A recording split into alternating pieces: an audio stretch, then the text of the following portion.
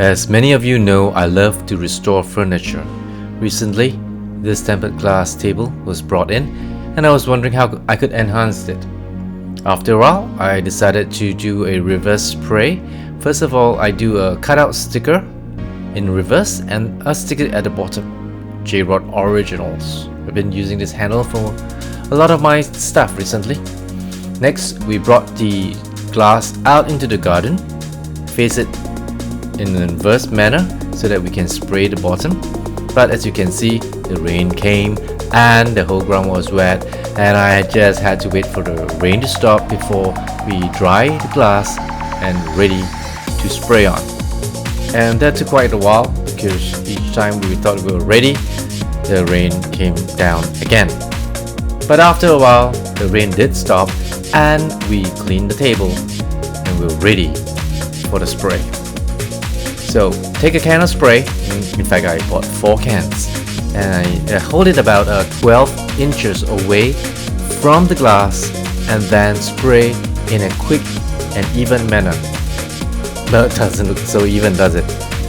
Make sure it doesn't blotch and be really patient.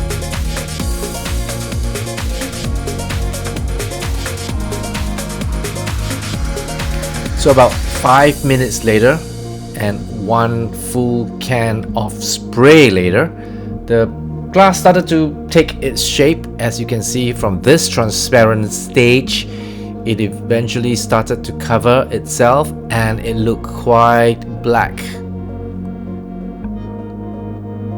But you know what?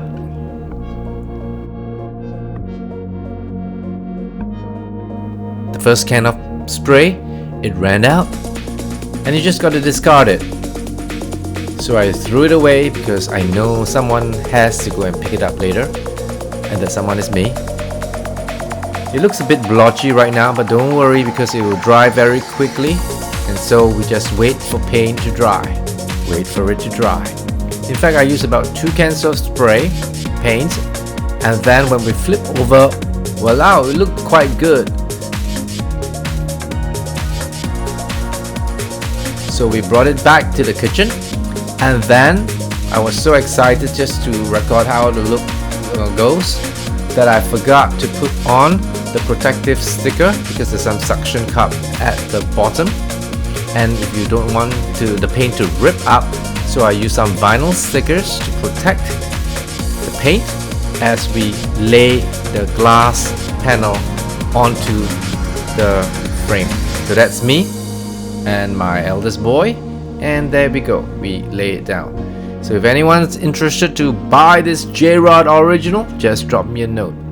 But the question is, why do I do this? Couldn't I get someone to restore it? Couldn't I just afford a new table? I could. But this is about doing the things that you like and getting a great sense of satisfaction from it. And that's how you remain happy 90% of the time.